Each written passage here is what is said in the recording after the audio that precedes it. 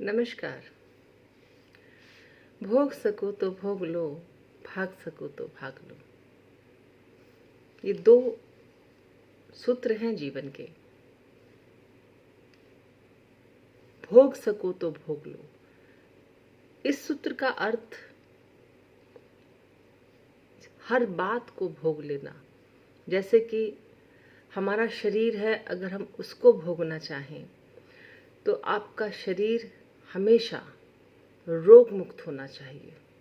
जब आप रोग मुक्त होंगे तो आपके शरीर की एक एक कोशिका प्रफुल्लित होगी। लेकिन ये इतना आसान नहीं है। अभी आप देखिए, आजकल छोटे छोटे बच्चों में जो चीज़ें आ रही हैं वो आप देख सकते हैं। लेकिन अगर हम ये मान लें कि चलिए बचपन भी हमारा ठीक बीता, जवानी में भी हमने खूब खाया पिया और विशेष ध्यान नहीं रखा, तो 40 के बाद वो पूरा का पूरा आपके ऊपर एक, क्योंकि बॉडी की जो एक्टिवेशन है, बॉडी का जो स्टिमुलेशन है, बॉडी का जो मेटाबॉलिज्म है, वो सारा का सारा अपनी स्पीड कम कर देता है। नई सेल्स धीरे बनती हैं। ऐसे में हम जीवन को कैसे भोगेंगे, शरीर को कैसे भोगेंगे, ये प्रश्न है। लेकिन इस प्रश्न का उत्तर हमें कब से देखना है, किस उम्र से हमें इस सूत्र को समझना है। कुछ लोग कहते हैं कर्मों को भोगते रहिए, जो दुख मिले उठाते रहिए, भोगे बिना कोई आपके पास उपाय नहीं है। तो ये भोगना क्या है, इस पर हम आगे चर्चा करेंगे।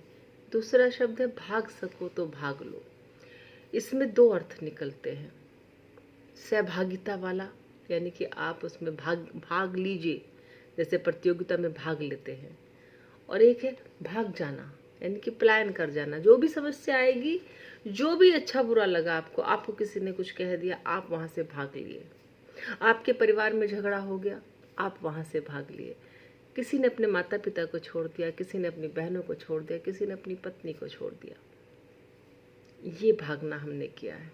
भोगने पर हमने सिर्फ अपने अंदर वासना को स्थान दिया है।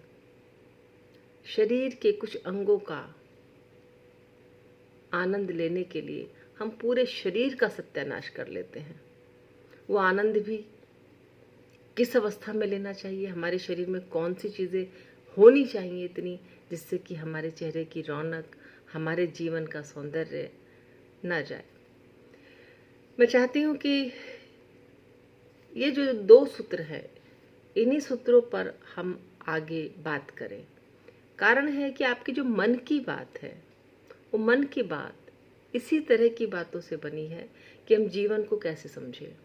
जीवन को समझना और जीवन को जीने का आनंद लेना हमारी सत्ता से भी प्रभावित है। और सत्ता भी कितने तरह की है। सत्ता भी हमारी कम से कम हर तरह की सत्ता हम पर हावी है। ये सत्ता आती क्यों है, वर्चस्ववाद आता क्यों है। आगे हम बात करेंगे कि व्यवसायी बन जाना और किसी भी क्षेत्र में धन कमाना, साथ साथ में जीवन को भोगना, इन चीज़ों को हम कैसे समझें। मेरी समझ में जो छोटी छोटी बातें आती हैं वो मैं आपसे शेयर करूंगी। और हो सकता है ये बातें आपको कहीं ना कहीं काम आने लायक लगे, क्योंकि मेरे पास जो मेरा जीवन है, अगर मैं उसमें दर्द को देखना शुरू करूंगी तो बहुत सारा दर्द है, बहुत लोगों का दिया दर्द है। कोई मुझे यूँ नहीं समझा, कोई मुझे वो नहीं समझा, तो बहुत सारा दर्द है। तो उस दर्द को अगर हम जीने लगेंगे तो आज के वर्तमान में भी नहीं जी पाएंगे। हाँ, हमने जो प्रयास किए, और लोग क्यों नहीं समझ पाए, क्योंकि लोग का दृष्टिकोण वर्चस्ववाद का है, सत्तावाद का है।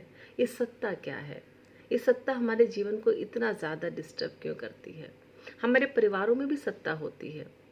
अगले वीडियो में मैं उस पर बात करूँगी। नमस्कार।